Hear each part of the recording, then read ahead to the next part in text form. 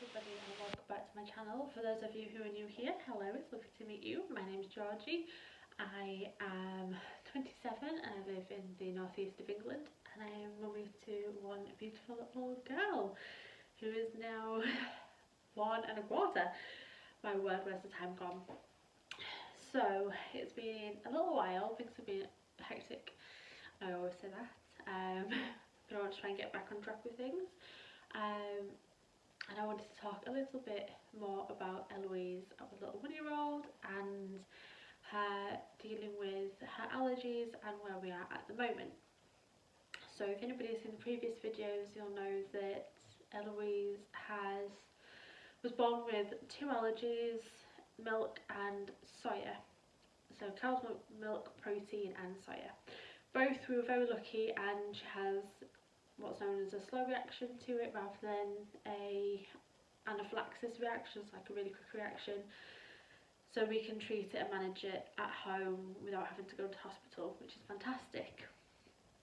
So great news, we have smashed the milk ladder. Yes.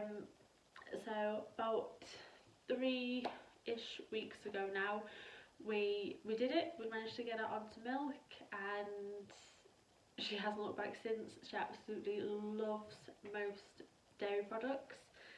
She's not particularly fussed with ice cream, which surprised me because I love ice cream. Her favourite thing seems to be cheese, which I don't blame her. Cheese is great, and if you tried the free from cheese compared to the dairy, like cheese that's made out of cow's milk, there is quite a big difference there. So I can understand why she prefers one to the other. Obviously everybody's tastes are different.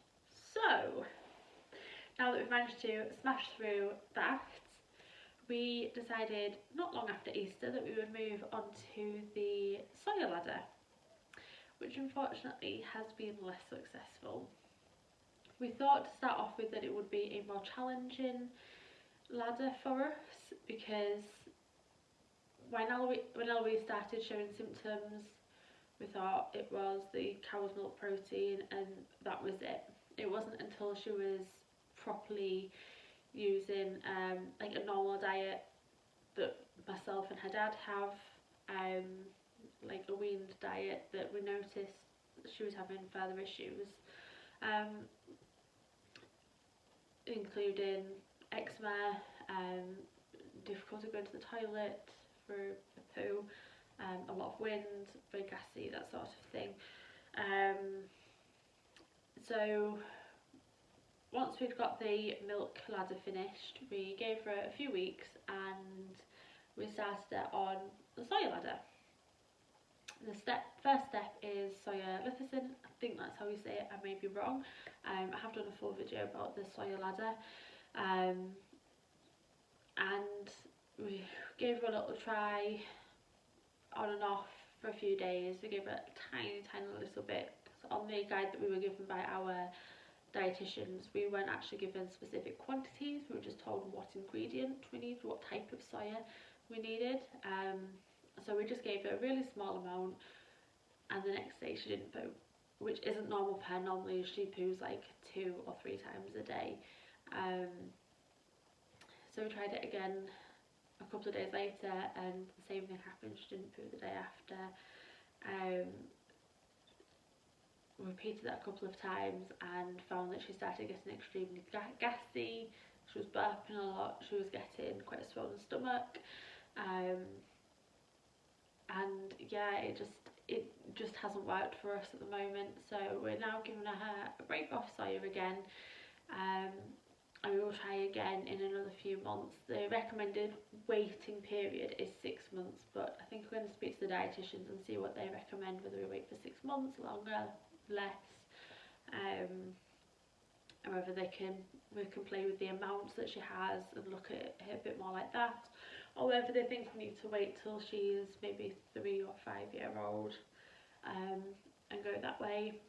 There is also something else that we're looking at to do with her health at the moment, and that is that she is incredibly thirsty. So she drinks juice like there's no tomorrow. When I say juice, I mean milk, milkshake, apple juice, diluted fresh apple juice, or water. So at the moment we have, oh, which here, this bottle. This I think is either 500 or 750 millilitres. I think it's a 750. And she goes through multiple of these a day. This at the moment has her morning diluted fresh apple juice in. She needs that to keep her going to the toilet. And then after that we fill it up with water. She has also had a milkshake which is about the same, gone again. So she's had approximately one of these bottles already this morning, and it's only just lunchtime. She's actually gone for a nap because she decided that she was tired. I think she was awake at 5:30 this morning, so yeah, I'm not surprised she's tired. Yeah, so we're in the process of testing her urine to make sure there isn't anything wrong there. We've had one sample sent off and come back with the doctor saying that it's satisfactory, but the lab's saying that we need to retest, so we've decided to go ahead and retest.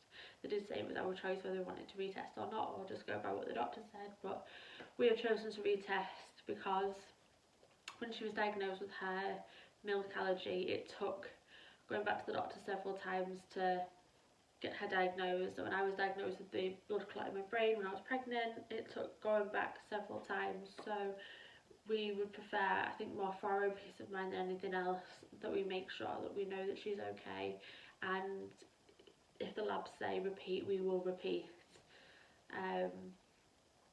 Obviously this time it comes back saying that the sample is contaminated and we need to repeat again. We're going to be having to ask how we do it, because we've now done a catch in a potty and a catch on a urine pad that you put inside the nappy, and you can suck out the urine from there. So you know, there isn't any other way to do it for a toddler. So yeah, hopefully this one will come back clear. That's going to get dropped in today. Yeah, exciting things. So yeah, I hope everything is good with you guys, and I will see you in the next one. Bye.